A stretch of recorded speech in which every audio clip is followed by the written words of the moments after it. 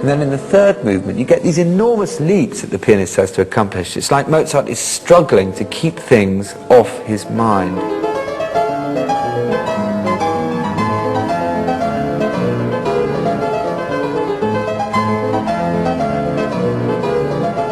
And the way he ends the movement is so abrupt and unsatisfactory, charging forward, sort of beyond the buffers.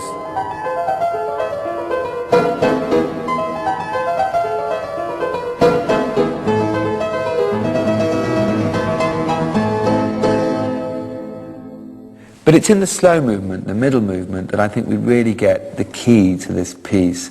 There's something outwardly simple about it. Almost, well certainly from my point of view, as if it's daddy music. It's about his father. It's about the sense of separation from his father, the umbilical cord being ripped. And you get these extraordinary juxtapositions of colour which create a deep sense of torment.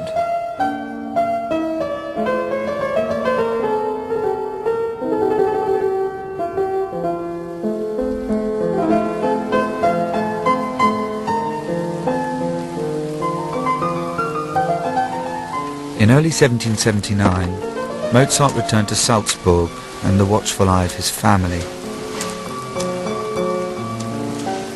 After such freedom, how caged he must have felt, once more a lowly court musician.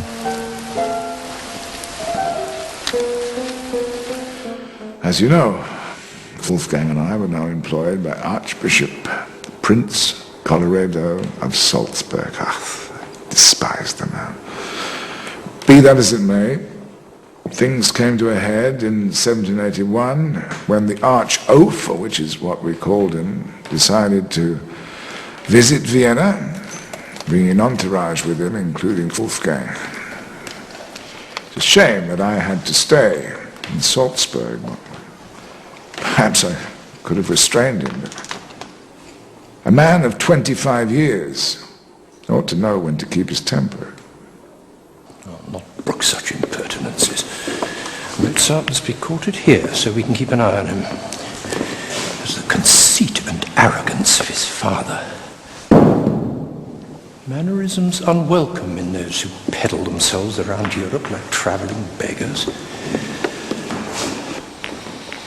The elder is of little use in my employment. Small wonder that none will take on the son. You will ensure that he sits where station requires, beneath the valet with the cooks. We should put an end to such fantasies of station.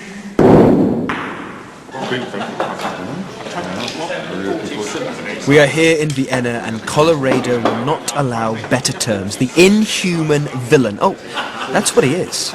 A villain. I am seething with rage, for twice already he has said the greatest sotties and impertinences to my face.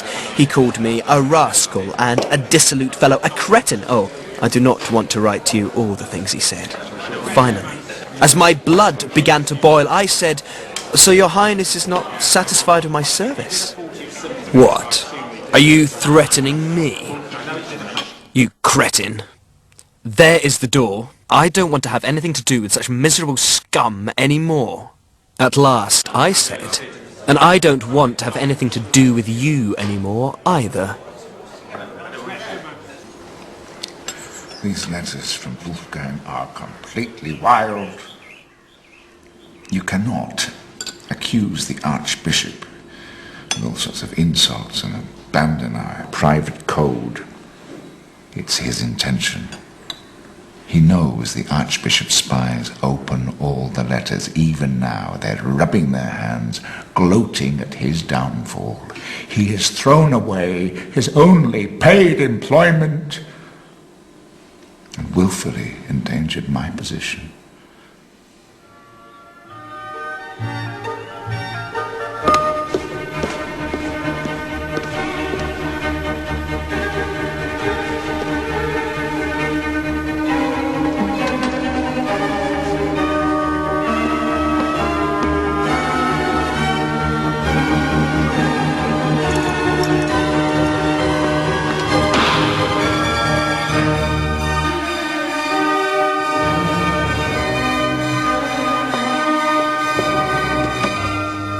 Mozart came with his letter of resignation, I refused to accept it.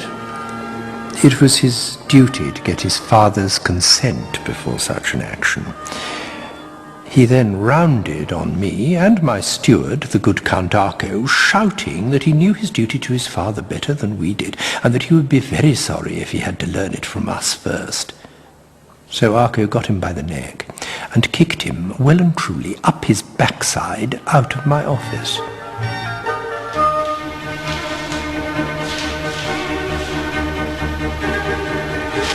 You say that I have never shown you any affection and therefore ought now to show it for the first time. You add that I will never sacrifice any of my pleasures for your sake. To please you, I would sacrifice my happiness, my health and my life, but my honour, that I prize above everything. We heard constant rumours about Wolfgang's behaviour in Vienna. Drinking, womanizing, creating all kinds of scandal.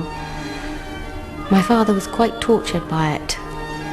Me, I just thought, yet again little brother inventing the rules for himself.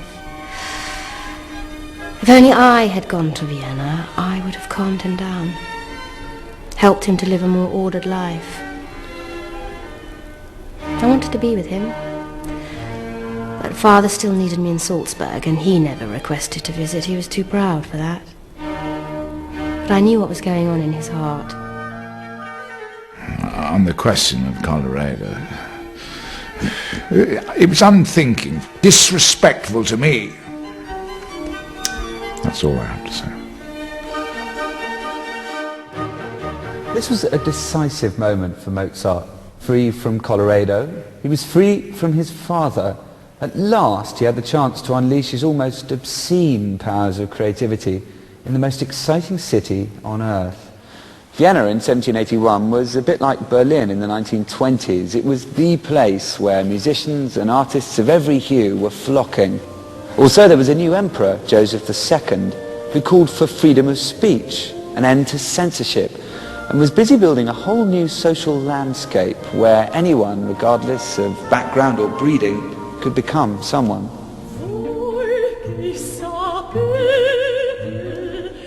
Mozart now threw off the trappings of his provincial past. He developed a taste for the latest fashions, smoking, billiard playing, and spending beyond one's means.